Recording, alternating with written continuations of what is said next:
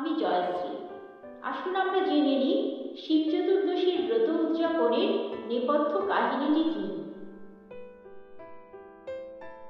ওম নমঃ শিবায় শান্তায় কারণত্রায় হেতবে নিবেদয়ামি চত্মানং ত্বং গৌতি পরমেশ্বর। ওম নমস্তে ত্বং মহাদেব লোকনং কুরুমীশ্বরং পুনসাং পূর্ণ কামনং কামান পুরায় শঙ্কর। মহাদেব, যিনি ভস্মভূষিত কায়, শ্মশানচারী যোগীরাজ, আর একদিকে তিনি উমাকান্ত। চট্টগ্রামে মৃগলুব্ধ নামে এক শিব মহিমা বিষয়ক কয়েকখানি পৌরাণিক ধরনের পুঁথিপত্র পাওয়া গেছে। মৃগলুব্ধ রচয়িতাদের মধ্যে যে তিনজন রয়েছে তার মধ্যে দুইজনের নাম পাওয়া যায়, রামরাজা ও রতিদেব। মৃগলুব্ধ মূলত ব্যাধের কাহিনী।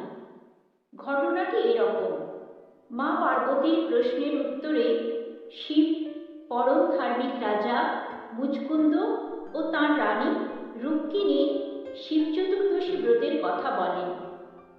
ঘোর রাত্রিতে ঝড় বৃষ্টিতে কাতর হয়ে এক ব্যাধ বেলগাছে উঠে রাত কাটানোর সংকল্প করে। গাছের তলায় ছিলেন শিব প্রস্তরীভূত লিঙ্গ শরীরে। সেদিন ছিল শিব চতুর্দশী। ব্যাধ আর মনে দু চারটি বেলপাতা ছিঁড়ে নিচে ফেলেছিল। দৈবক্রমে সেই বেলপাতা শিবলিঙ্গের উপর পড়ে।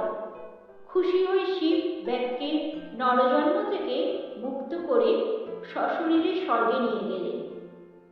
অবশ্য নরজন্মে ব্যাধ হলেও আসলে সে ছিল স্বর্গের এক বিদ্যাধর। দেবরাজ ইন্দ্রের অভিশাপে মর্তে ব্যাধ জন্ম গ্রহণ করতে হয়েছিল।